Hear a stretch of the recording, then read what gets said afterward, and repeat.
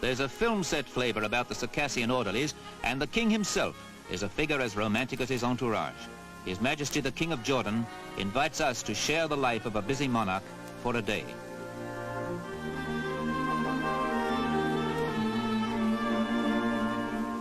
His grandfather, King Abdullah, was the first king of Jordan, a true Mohammedan who found himself ruler of Bible land.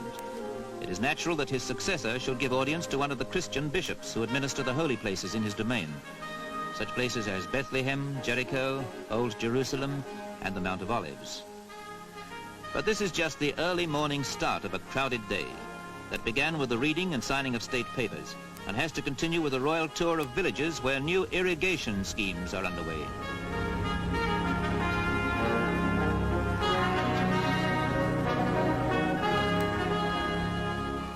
Mud hut villages crop up wherever there's the slightest welling up of waters.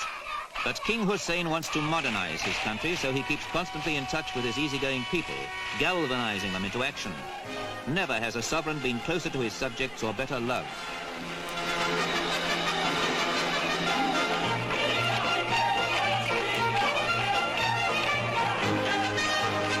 There are 2 million people in the country, which is about the size of Wales, mostly farming for a living in a land poor in resources, though rich enough in history to make tourism their biggest trade. But history is on the move. Modernization schemes are starting up everywhere, backed by the drive of this remarkable king. He is laying the foundation stone for a new school at Hebron, which is one of the world's most ancient townships.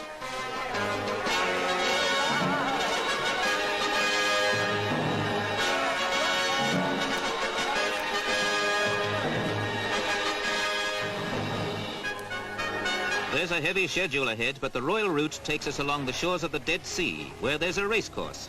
So have a break and come with the king for a flutter on the favourite in the big race. There's a lot of suspense about a camel race.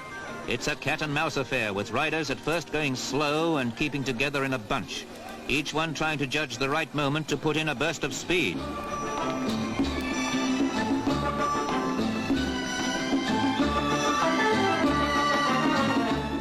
There's only a furlong to go, and they're still hot spurting. As a race so far, it's laughable, but there's a lot at stake on it. Any moment now, we'll see them going flat out for the winning post. The favourite's winning by a long neck. And now the race is on for the king. More villages to be visited and more foundation stones to be laid. More encouragement to be handed out.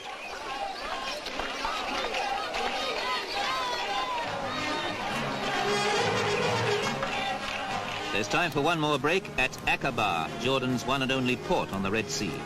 They're making a popular holiday resort out of it, so the king sets them all a sporting example with water skis. He's as good on them as many professionals.